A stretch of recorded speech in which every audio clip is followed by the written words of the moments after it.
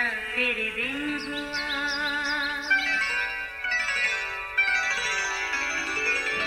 नया फिर दिन हुआ, पुरानी रात का करे सो शुक्र हम खुदा की जात का, खुदा की जात का नया फिर दिन हुआ। आज की आयत। सबकी आंखें तुझ पर लगी हैं, तू उनको वक्त पर उनकी खुराक देता है। ज़बूर 145 15वीं आयत। अजीज़ों, हमारे घर की बालकनी में एसी के डिब्बे के कोने में परिंदों का एक जोड़ा रहता है।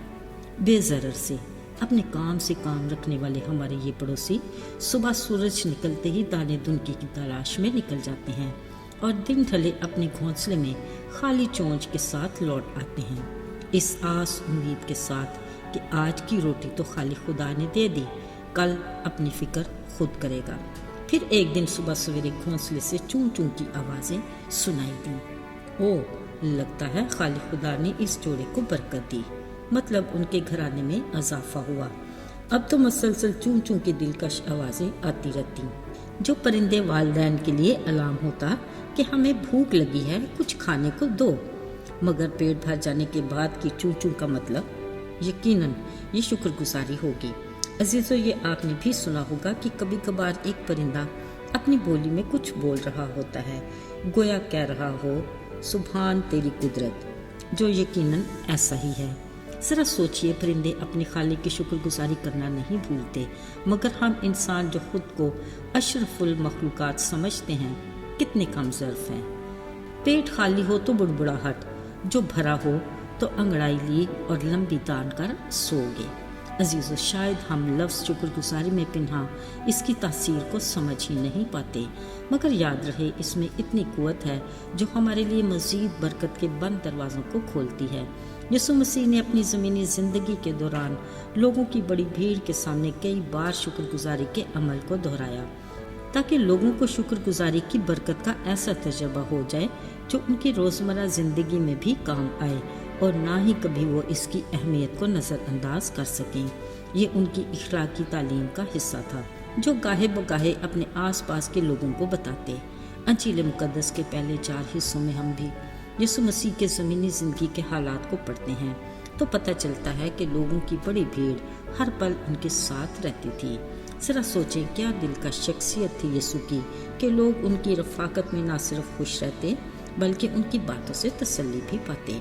वैसे आज तो लोगों ने हद ही कर दी थी। पिछले 3 दिनों से वो यीशु के साथ साथ थे। इनमें औरतें, बच्चे, बुजुर्ग भी शामिल थे, जो अपने घर बार और यकीनन अपने काम कारोबार को छोड़कर आए हुए थे। लग तो ये रहा है कि वो अभी भी यीशु को छोड़ने के लिए तैयार नहीं थे, मगर यीशु ने शफीक बाप की तरह उन पर तरस खाया और उन्होंने शागिर्दों से कहा, कुछ खाने को है, क्योंकि इनको यूं ही रुखसत करना ठीक नहीं। ऐसा ना हो कि वो राही में थक कर बैठ जाएं। अपने उस्ताद की बात सुनकर शागिर्दों ने बड़ी भीड़ को देखा और कहा, इस बियाबान में इतनी रोटियां कहाँ से आएंगी कि ये सब खाकर सैर हों। बात तो सच थी, मगर उन्हें अंदाज़ा ही नहीं था कि जो शख्स उनसे बात कह रहा है वो है कौन। वही कादर मुत्तक़ी खुदा है ना, जिसने बियाबान में अपने लोगों को ना सिर्फ रोटी बल्कि पेट भर के गोश्त भी खिलाया। ऐसे ही शागिर्द मायूस थे, मगर यीशु जानता था कि उसे क्या करना है। उन्होंने फिर पूछा, तुम्हारे पास कितनी रोटियां हैं? पता चला सिर्फ 7। यीशु ने वो रोटियां ली और शुक्र करके तोड़ी और कहा, सबको बांट दो। थोड़ी छोटी मछलियां भी थीं। यीशु ने उन्हें भी बरकत देकर कहा कि लोगों को ये भी दे दो। कलाम मुक़द्दस में लिखा है, वो सब खाकर सैर हुए। अजीज़ों, यीशु के हाथ में पकड़ी रोटी जब शुक्रगुजारी के साथ तोड़ी गई तो 4000 के करीब लोगों ने पेट भर के खाया। गौरतलब बात यह है कि बचे टुकड़ों के 7 टोकरे भी उठाए गए। अजीज़ों, ज़रा सोचिए, आपके ख्याल में 7 रोटियों और थोड़ी सी छोटी मछलियों में कसरत से बरकत की वजह क्या थी? यकीनन शुक्र करके रोटी तोड़ना। यीशु का शुक्रगुजारी का ये अमल उसके शागिर्दों के साथ 4000 लोगों ने भी देखा होगा। جو یقیناً ان سب کی زندگیوں میں ناقابل فراموش تجربے کی طرح یاد رہا ہوگا اور یاد رہنا بھی چاہیے۔ یہ غیر معمولی واقعہ ہے جو وہاں موجود لوگوں کے لیے ایمان کی مضبوطی اور گواہی کا باعث بنا، اور جنہوں نے بھی سنا ان کے لیے ناقابل یقین مگر غور طلب ضرور تھا۔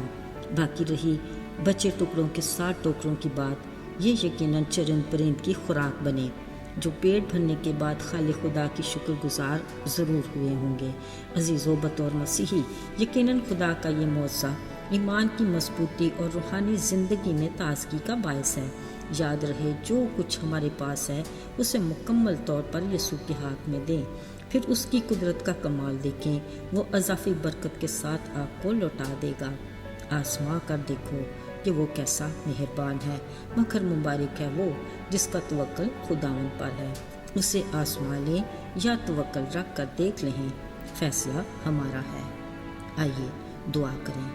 اے قادر مطلق آسمانی باپ، ہم اس بات کا اقرار کرتے ہیں کہ ہم کمزور ہیں اور پرخطا ہیں۔